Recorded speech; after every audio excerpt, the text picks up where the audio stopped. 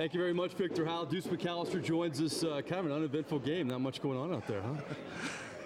If you haven't taken your blood pressure pills, go ahead and do so.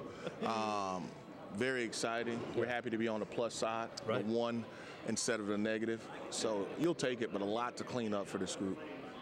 What does it mean for a football team that's played well the last couple of years but hasn't started strong to finally kind of break through and win their first game in 6 years? Well, all the things that you were doing wrong, at least it pays off to show that, if you make some adjustments and, not necessarily press, but at least show that this first game's means something, because it means something for not to say, yes, we have 15 left, but we have to start on the right foot, particularly when you have a tough 2-game road trip that they weren't necessarily looking for, but they know that it's there.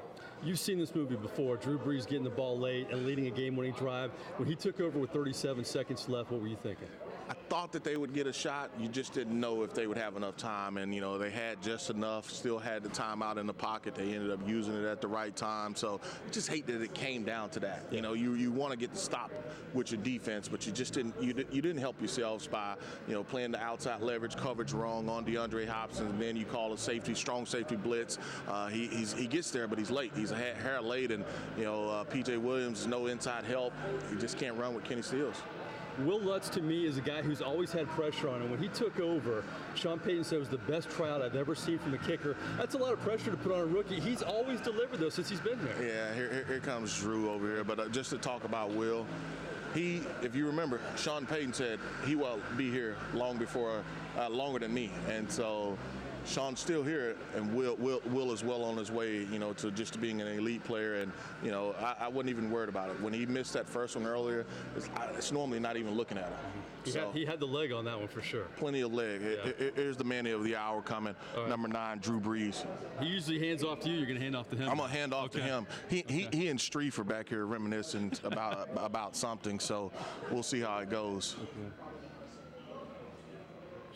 While we're killing time, though, right now, because that's what we do in television, what can this win? I mean, to me, there's so many positives. You said so much to work on, but so many weapons in this game on offense contributed to. Well, so many guys that were able to come forward. You look at that vaunted defensive front. For the most part, they didn't touch this guy, and I mean, he did a nice job, an outstanding job. I don't know if he's what do they call that when somebody's sneaking into the frame? Can you help me with the word? This is the old guys here. It's a photobomb. Photobomb, that's the word. Okay. Video bomb.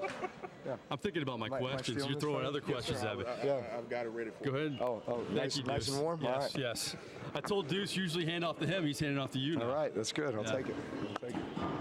Well, first off, welcome back to our post-game show. You've been doing this. This will be your 13th year with CST. We're glad to have you on board after each game. And there's so much to get to in this game, but I want to go right to the end. You take over, so many twists and turns. You take over with 37 seconds left.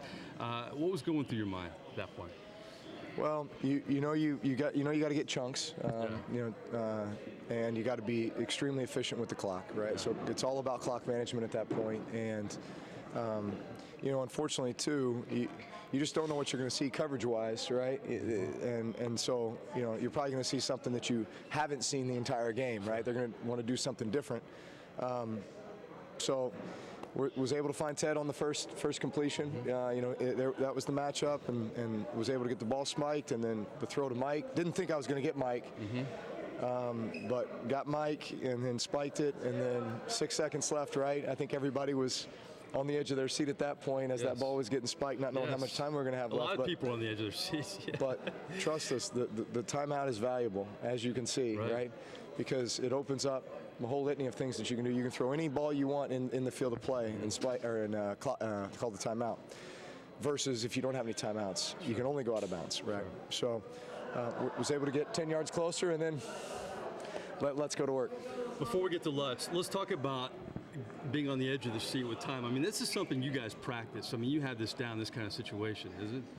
Yeah, I mean, I can't say we practice this exact situation. Not exactly, but close. But yeah, we practice 2-minute situations all the time, end-of-game situations all the time, where we're off script. We're just having to go with what we see, what we feel, defense as well.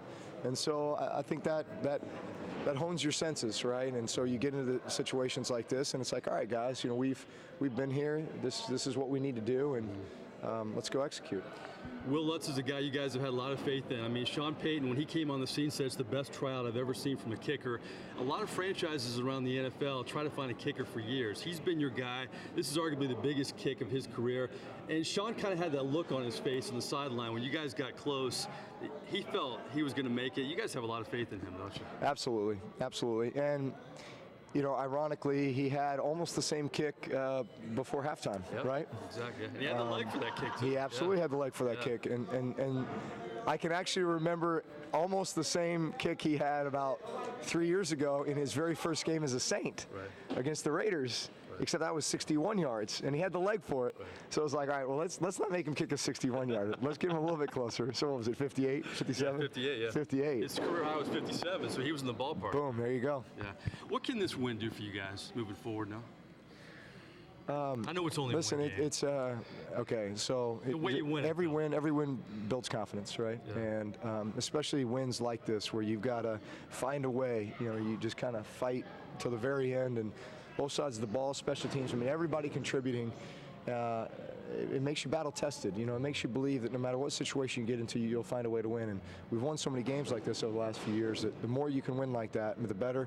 Especially week one, where, you know, starting off in the win column, you know, and it's been a while since we've done that week one, but we know we got a tough stretch ahead of us. We got a lot of work to do because we got to be playing our best football here right off the bat. Michael Thomas, you relied on him so much last year, but you had so many complimentary guys step up. I mean, Taysom gets in the end zone, Traquan, I mean, Ted was big down the stretch. You know, Latavius had his moments, Kamara. I mean, having all these weapons, and you've seen them in past years here with the Saints, what can that do for you guys? Well, it does a lot. A lot of places to go with the ball. Yeah. Just, you know, teams know, man, they can't just worry about one guy or two guys or even three guys. You know, we got a lot of guys that can exploit matchups and beat you. Well, listen, a great win, opening win. I know you guys have a lot of football ahead of you. We're glad to have you on CST for year number 13, but we appreciate your time. Look forward to many more interviews here. Absolutely. Thanks, Mike. All right, thanks, Drew. Appreciate it. Is Cam here? Is he here? Cam? Hey, guys, we're not done. We're going to set a record here for consecutive interviews here on CST. We're going to the defensive side of the football. You know, we've talked special teams. We've talked Drew Brees in the offense. We need the defense to represent. Would you do that for me? No. Would you help me? I can do that. Okay. You're very patient. I appreciate your time. No doubt. Patience is a virtue. 6 sacks for the Saints defense, and you were in the middle of that. What does that mean for you guys in game number 1? Yeah, I don't even know what I finished with. I do know that D-line was active, and I loved it. I think everybody was involved. Trey Hendrickson had a 2-piece tonight. You talk about Malcolm Brown showed off in his debut. I think they even credited Shy Tuttle with one. We all laughed about it. At the end of the night, like, that pressure that, you know, everybody was questioning whether we're going to have pass rush and could we get to Deshaun, we put it on us as a chip. I think there's plenty that we need to correct on film, but that's a win. The way this game unfolded, it looked like, you know, when Lutz had his kick before his game-winning kick, it looked like you guys had a chance to put him away. When they get the score, as a defense, you watch with 37 seconds left. What's going through your mind there? I mean, luckily, you know, we have one of the greatest quarterbacks of all time in Drew Brees, and you trust arguably, you know, some of the most sure hands in Michael Thomas. You know, you've got Ted Ginn, who's still out there stretching the field as best as anybody. We got Alvin Kamara, who's electric. I mean, there's so many ways. Pick your poison. Jared Cook, who can be a hell of an addition as a tight end. I mean, again, pick your poison. Right. The defensive line, I know you don't have rankings right now, but Malcolm Brown. Or David Onyemata. Or him. And we're only getting stronger. Exactly. So but I mean, you mentioned Hendrickson, and you have Malcolm Brown, who's in the middle of a lot of plays. No doubt. You know, how good can this defensive line be at full strength moving forward?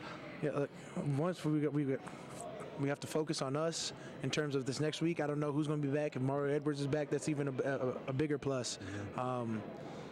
As we get healthy, we're only going to get better.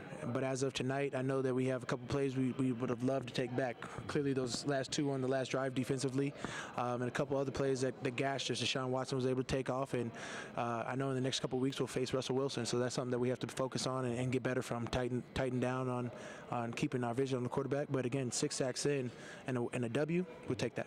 Final question I have. You guys heard, you know, you haven't won the season opening game since 2013, but you still play great football the last couple of years. You make the playoffs. How much does that mean to kind of get over the hump with that? How important is that for you guys? It's a 16-game journey. Right. I hope they are not as thrilling as this one.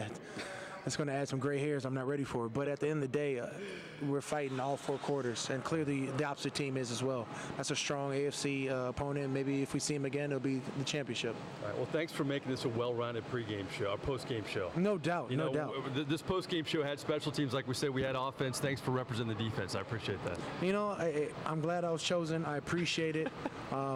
If I can get another sack every game, I'm more than willing to do this. That means I end up with 16. Here's my parting gift, pat in the back. Thank you. Appreciate it. Attaboys. All right, guys, back to you.